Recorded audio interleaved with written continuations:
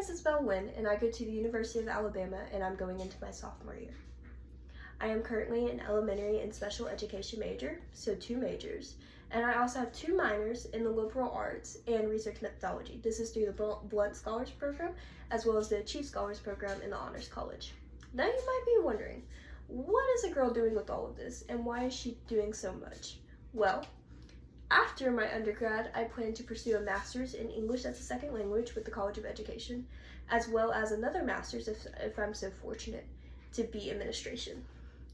My end goal is to work with the Alabama Education Association as a UNISERV director over a district. The district, it doesn't matter as long as I get to help out teachers, ed professionals, bus drivers, janitors, whatever you name it that might be in the education system. I want to be an equal source for everybody, which is why I'm doing so much in my education right now to make sure I'm covered on all bases, and especially for my students.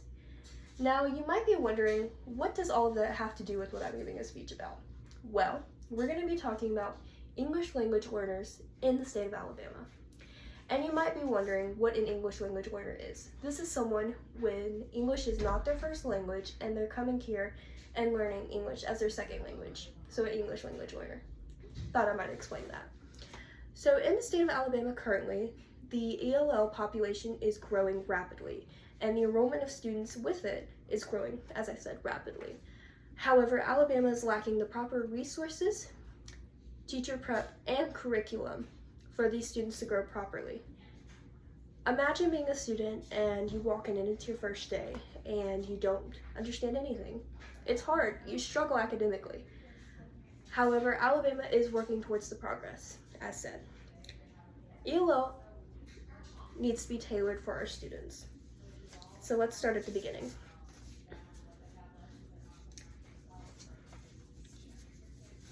Alabama and the Southeast consistently underfunds ELL programs in their state. This was said by 2 researchers named Damoun and O'Keefe in the year of 2020-22.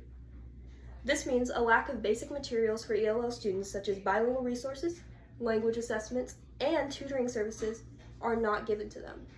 Without resources such as these, there is no foundation laid down for ELL students. And no foundation means they struggle academically. When you're struggling academically, you cannot progress. You need slow processes to help you progress further.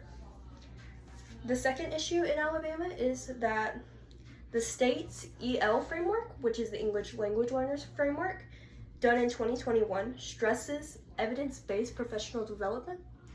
However, there is a lack of teachers going to get professional development. You might be wondering, what does that mean? Well, there are programs in Alabama such as the TSLL MA at the University of Alabama, and there's also the MAED at UAB. However, teachers do not have the time, support, and money to pursue these degrees and get further training on how to help our students.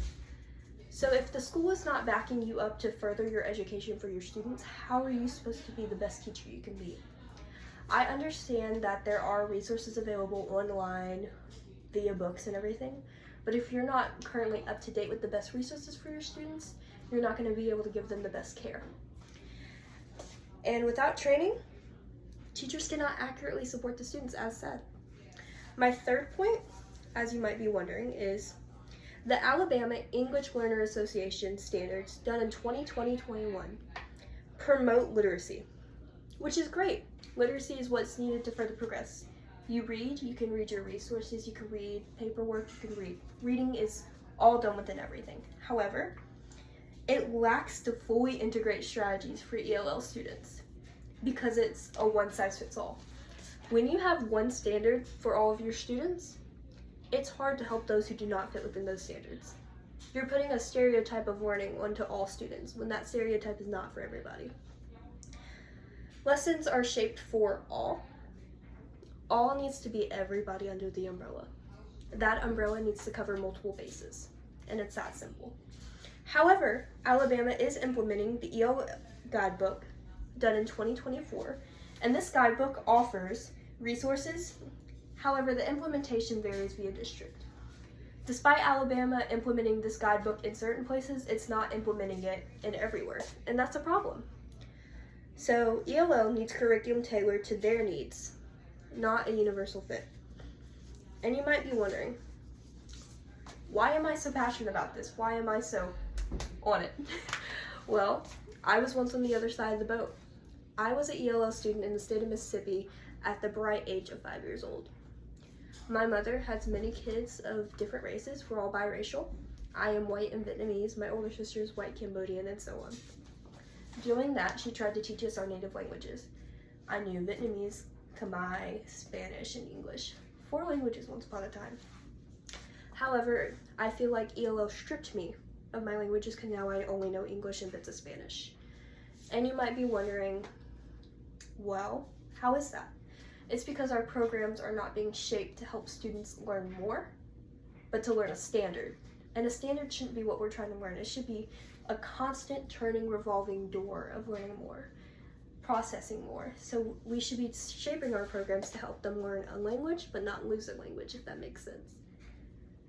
So you might be wondering, why? Support for all of these is educational equity. We need educational equity, as said, because if you have equality for all in the realm of education, this world could be so much greater. And that's my truly point on education.